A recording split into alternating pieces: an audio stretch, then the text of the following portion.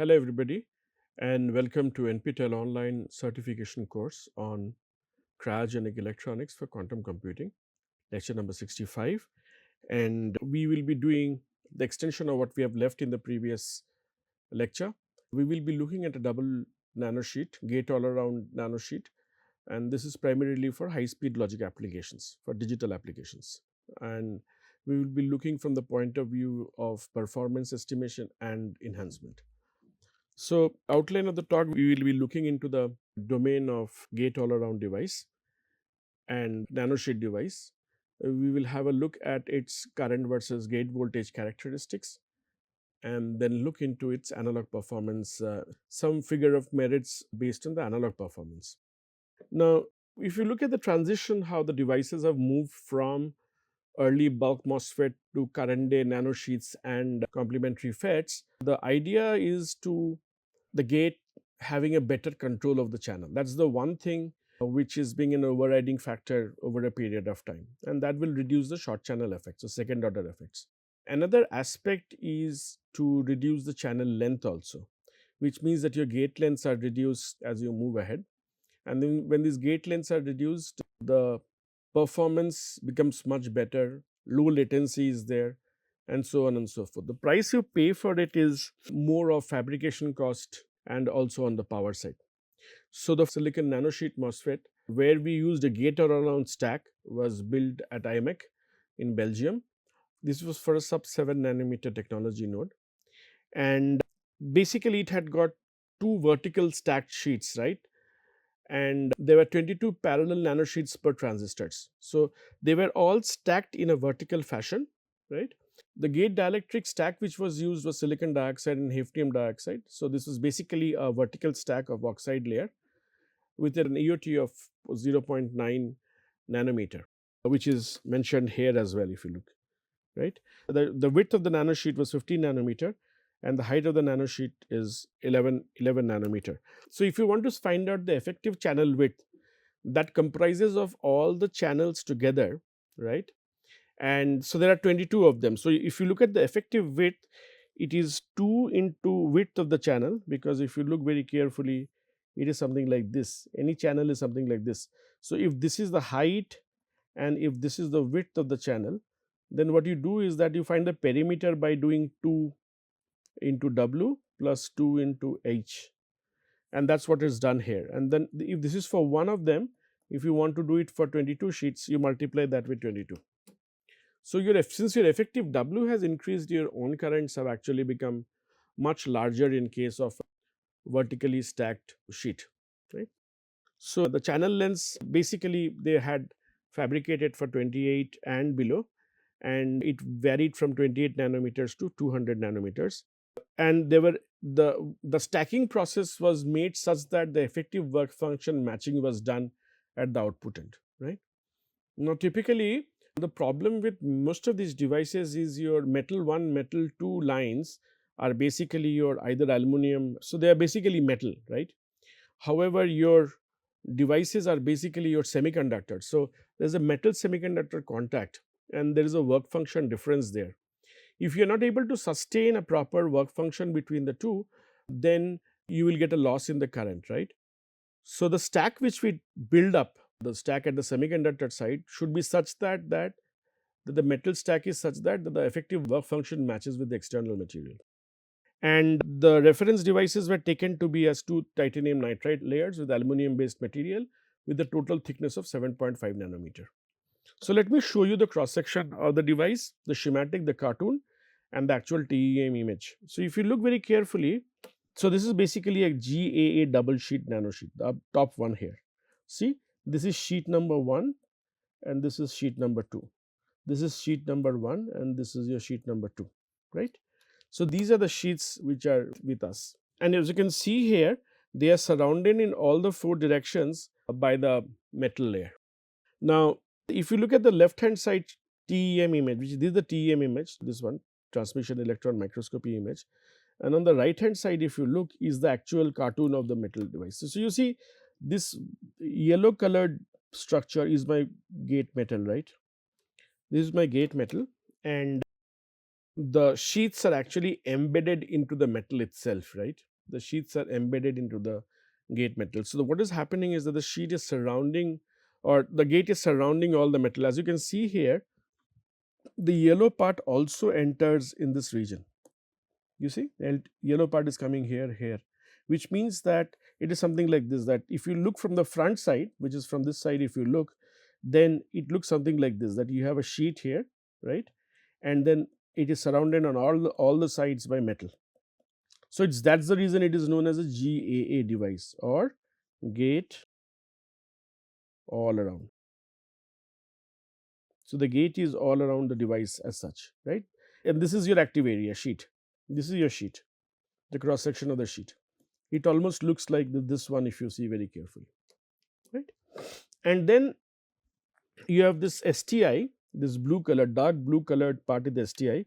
Also, STI is basically referred to as shallow trench isolations. This is shallow trench isolation. This is the STI, the shallow trench isolation. Now, what does it tell me is that these shallow trench isolations are primarily required to separate two active devices from each other, electrically separate each two devices. So, what I do, I make these shallow trench isolations with the edges, so that this gate is not getting shorted with the subsequent gate of the nearby device. So, if you have one device like this gate here, there will be a STI, and then there will be another gate coming up here. So, they are electrically separated from each other in a sense.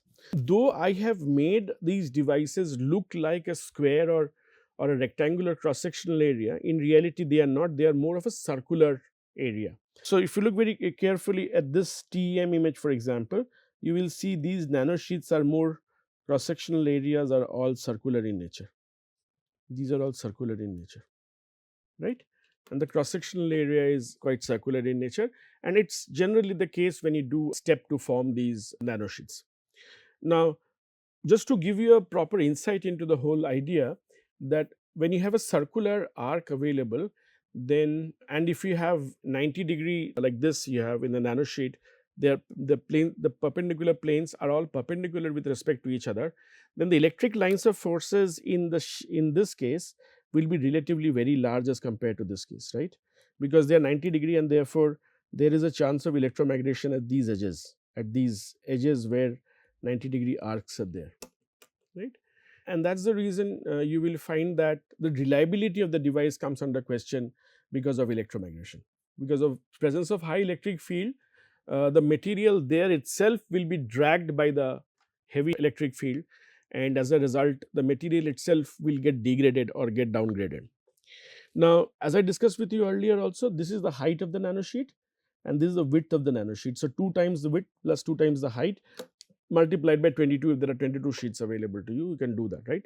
You do have a separation. So this, if you look very carefully, from this point to, let us say, this point, right, we define that to be as the pitch between the two sheets. It's also referred to as sheet pitch, right? So sheet pitch is basically, in a very simple language, is the separation between the two nanosheet layers, right? And that gives you a brief idea about how it works. So if you will ask me, where is source and drain? Where source and drain are on this side and on the back side here.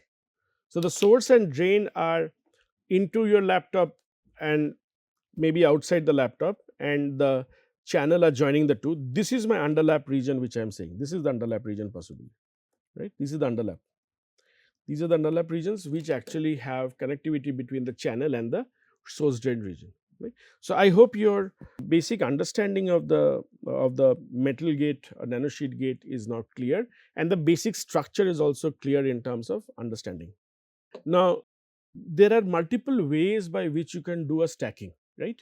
And the whole idea of stacking came into picture in order to make the work function match between the input and output. Input and output, when I say, I mean to say the metal work function should be matched, right? This will ensure that there is a proper signal transmission and we don't lose any signal when there is a mismatch of work function. So, there are two ways of doing it. One is, if you look at figure A, where the reference metal, we have used 2 tin nitride here. So, this is 3 nanometer tin nitride dimension and this is 3 nanometer tin nitride dimension. and generally they are done by atomic layer deposition. The widths are done. Tin nitride is done by atomic layer deposition. And in the figure B, what we do is that the whole stack is approximately 8 nanometer in one case, and in the second case the whole stack is approximately 5.5 nanometer, where we still use 3 nanometer tin nitride and 1 nanometer tin nitride in the front and the back gate, and we use about 2.5 nanometer dimension middle metal layer, right. So that's what we do it. So middle metal layer aluminum we use, and then we have got stacking of tin nitride and tin nitride. The total stack length is approximately 8 nanometer in one case. They have also fabricated it, this paper which you can see here, they have fabricated it at using 4.7 to 4.8 stack, and the whole stack was approximately 5.5 nanometer. Then what you do is that if you look very carefully, this is the active layer, then the back side is this HFO to silicon dioxide silicon. So I have a stacked dielectric layer here. This is stacked dielectric, this is dielectric, followed by the active layer, the silicon here, and similarly this is the dielectric, and followed by stacked silicon layer here, correct. So this is how a general stack looks like overall, and we will use this stack in the active area of the device for all practical purposes. What we do is that by scaling the stack, we actually improve the technology scaling. Overall technology scaling is done using the metal stack variations. Now let's come to ID. So we have understood the basic introduction of the device itself. Now we will come to the IDVG characteristics, drain current versus gate voltage characteristics at different temperatures. Now this is temperature from 25 degrees upwards, right. We will, in the next slide of ours, we will go into the cryogenic temperature as well.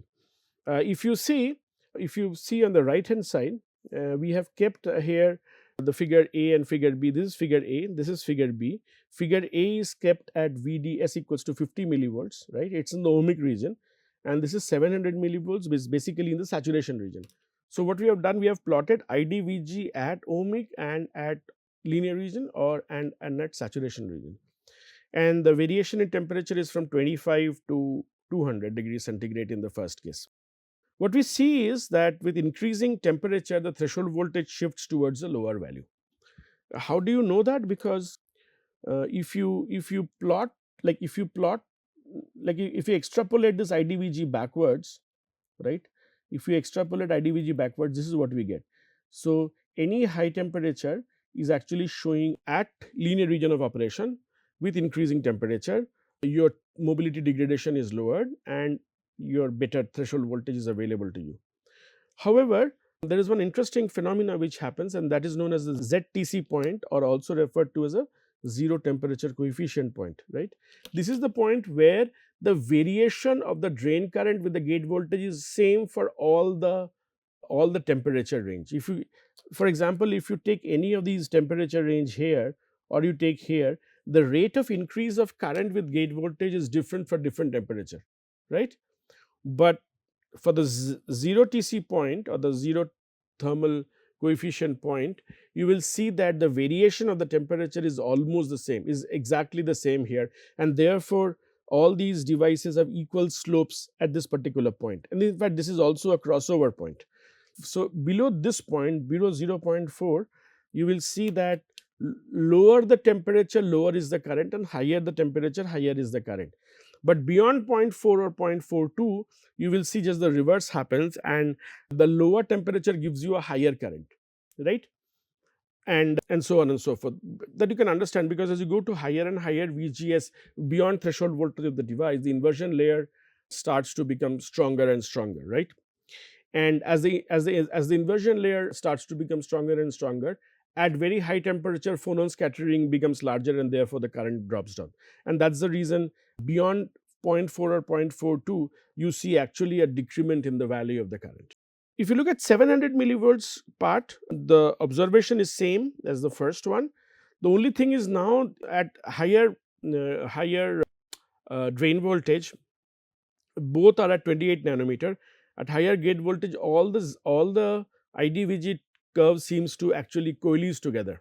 They bunch out together. Here if you see, they are quite separated, both beyond ZTC and before ZTC. Here if you look, they are very much bounded together, right.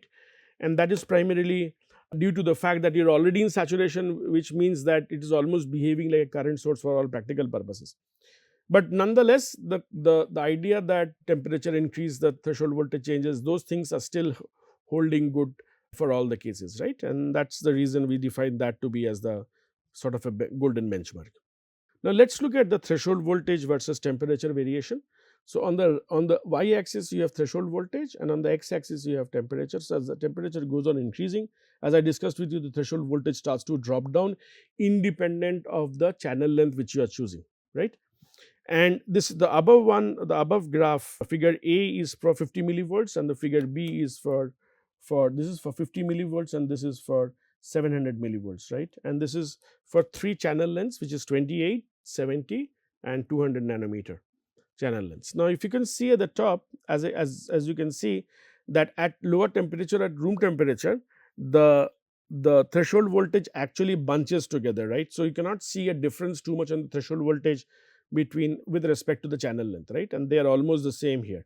But as you go on shifting the temperature to a higher value, they tend to expand or tend to go away from each other, right? And secondly is that lower temperature, this lower temperature, if you look at the variation, then higher the channel length, right, more variation is there in the threshold voltage. You see, this much is amount of variation in the threshold voltage, whereas for a lower channel length the variation is this much. So you can appreciate the fact that lower channel length actually conserves too much amount of stability in the device. They don't allow the threshold voltage shifts to be very large beyond a particular point. If you look at the second graph here, again the same thing, that with VDS equals to 700 millivolts, and I'm plotting here the threshold voltage, saturation threshold voltage for both the cases. The same observation which you see as in the first case, but again the variation now is now seen properly. Why? Because you have entered into the saturation region. Similarly, you can see that less temperature sensitivity to shorter channel ones is mentioned here. Now, this is the absolute threshold voltage. So, del VTH, del T is the change in the threshold voltage with respect to change in temperature for varying values of channel length. So, this is the shows the absolute value of the threshold voltage variation with temperature for a GAA nanosheet FET, both in the linear as well as in saturation region. The y-axis is basically del Vt by del T in millivolts per degree centigrade. Y-axis is basically the channel length, which represents the channel length direction. Now, this is for the linear region and this is for saturation. First thing we should note is that for saturation the change is much larger, del VTH is much larger. In fact, del VTH by VTH is much larger in case of a saturation channel length, right? And for triode region it is relatively much smaller in the case of it. Now, we have used in the triode region we have used 50 millivolts, and linear region and the saturation region we have used 700 millivolts saturation drain to source voltage. Longer channel lengths show a much better stability in terms of devices, whereas shorter lengths show a much larger variation in the sense, right? Now, now if you look at this right hand side graph, you will see also appreciate that if you are operating around in the room temperature, then it is always advisable that, and if you do and if you don't want to have a large threshold voltage variation, better to operate in the linear region rather than in the saturation region, because your del VTH will be relatively smaller in that case, right? Okay. Now, this figure which you see on the right hand side compares your 0 TC point. 0 TC point is the point where, if you remember my previous discussion, that it is basically the point where the rate of change of current with respect to gate voltage is 0, right? It's almost flat, right? There's no change. Del ID, del VGS is almost equals to 0. Now, if you compare for experimental data, these are the dark black one is the experimental data, and these are all simulated data which you see for 50, 100, 150 and 200 degrees centigrade. The error in the case of 200 degrees centigrade, if you find the error between the experimental and the one which is the model one, you will see it's approximately 12%, right? And between error is very low between the dark red and the dashed red, right? Between 70 nanometer for experimental. And so this is so this is basically black one primarily, meaning it is 28 nanometer experimental, 28 nanometer theoretical. This is 70 nanometer experimental, and this is 70 nanometer model. This is your 200 nanometer experimental and 200 nanometer model, this one, right? So they are all made with each other, and we can see that the error is minimum at 70 nanometer, and the trend is almost the same in all the three cases irrespective of the temperature. And the analytical temperature we found out is from this expression. We can find out that VTC, VZC, will be given by this formula, where T1 and T2 are the two temperature ranges. Del Vt is the change in the threshold voltage, delta T is the change in the temperature, and your N is the coefficient which is there.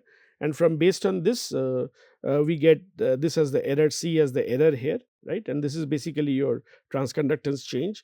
And what we see is that the modeling error is approximately 12% maximum in the worst case scenario. What did take away from this discussion is that if you, irrespective of the temperature range which you choose, right, irrespective of the temperature range which you choose, the error between the experimental and the model one for 70 nanometer seems to be the minimum as compared to any other case, right? And that is the sort of a takeaway from these all discussion. Now, let me just finish off this discussion now and show you the trade-off which we see. So, let me just give you the trade-off values here and show you the variation. We have done with 0 TC variation. Now, let me come to 0 TC in P MOSFET. So, that was for N MOSFET, this is for P MOSFET, and we do again same thing for 50 millivolts and 700 millivolts. Obviously, the gate voltage will be negative dimensions. So, this is basically negative in nature, and this will be current will be all positive in a sense, and they are varying from temperature from 25 degrees to up to 200 degrees centigrades, and these are measurement which are being performed at 50 millivolts, which is the linear region, and 700 millivolts, which is saturation region. As you can see, if you look at this one is for this one, if you look, and this is on this side, right hand side, and this should go for the left hand side, right? So this one is for linear region, and this is for saturation region. For the linear region, as you can understand, as was shown in the NMOS case also, here they are farther apart from each other, whereas when you go to the saturation region, they are much more coalesced or bunched together. The 0 TC point is this at this particular point minus 0.6, and 0 TC point for this is somewhere around 0.8 or 0.9 when you go to saturation. The 0 TC point at saturation is shifted to the left in terms of having more negative value of VGS. Now, that is what we see in this case, and similar dependencies in channel length and drain currents are shown. Let us look at now the ID versus VG, and therefore concentrate on the subthreshold slope. The definition is already given to you. Now, if you look at this is ID versus VG on the right hand side, this is drain current versus gate voltage, and looks like the ordinary standard ID VG characteristics curve here, and this is for gate stack M star, this one is the gate stack M star, and this is for N star, right. So, there are two types of configuration of stars M star, which I have already discussed with you in the previous slide. For the two different types, there is a change in the threshold voltage, del VTH is there for this, and that primarily the threshold voltage shift is primarily because of the work function differences between the metal layer. Now, subthreshold slope increases with temperature for both stack types, and therefore degrades the subthreshold performance. So, your subthreshold increases with temperature, and therefore all your subthreshold all performance switching characteristics especially will be all degraded or compromised in this case. The variation of the subthreshold slope with respect to temperature is also shown in this figure, right, where if you see as you increase the temperature, the subthreshold slope values goes on increasing as you move from a lower temperature to a higher temperature. However, interesting phenomena is that the fundamental variation which you saw in the threshold voltage is not visible to you in the subthreshold slope SS. It seems to be much more bunched or coalesced together. The dotted curve is basically the modeled curve of the subthreshold slope, and the measured values are shown here, which has been taken from the research paper shown in the below axis, and this has been done at in the linear region 50 millivolt VDS value. So, this gives me a brief idea about the transfer characteristics and the subthreshold slope characteristics for the device itself. Let me come to the last graph for today's lecture, and that is basically a transistor efficiency referred to as transconductance by the drain current, GM by ID. And what I am plotting here is GM by ID with various values of ID, right? And we see that somewhere around 10 to the power minus 7 amperes per meter, you will see that the current is GM by ID is maximum here. And the reason is that your transconductance becomes very, very large at that particular point, right? And even if you forget about the gate stack, M star and N star gate stack, the value at which the transistor efficiency is maximum is somewhere around 10 to the power minus 7 is there, right? And however, this provides a better efficiency in saturation region, the N star region, right? Because this is VDS is kept at 0.7 volts if you look very carefully. This is kept at 0.7 volts here, right? So it's basically in saturation. At very, very high values of current, independent of the stack, they tend to coalesce, but somewhere in the edge, you get the maximum transistor efficiency here. Obviously, GM by ID shows a degradation for higher values of drain current, and we need to therefore look into the fact that if the stacking is done in different manner, the analog performance gets affected if you use a nanosheet, right? And that is visible from GM by ID curve, which means that the type of stacking which you do influences your analog performance to a larger extent. Okay, with this, let me recapitulate what we learned in at least this half an hour. We looked into gate all around nanosheet FET. We also saw how it's structured in terms of circular as well as rectangular part. The gate is surrounding in all the four directions, and then we looked into various threshold voltage changes, subthreshold voltage changes. We looked into the transistor efficiency. We looked into threshold voltage curves, threshold voltage. We also looked into the variation of threshold voltage with absolute threshold voltage with varying values of temperature and channel length. And we saw that most of the factors influence the analog performance to a larger extent, right? So I hope you enjoyed the lecture. We will stop here at this stage, and we'll take up the subsequent part of it in the next lecture. Hope you enjoyed the lecture. Thank you.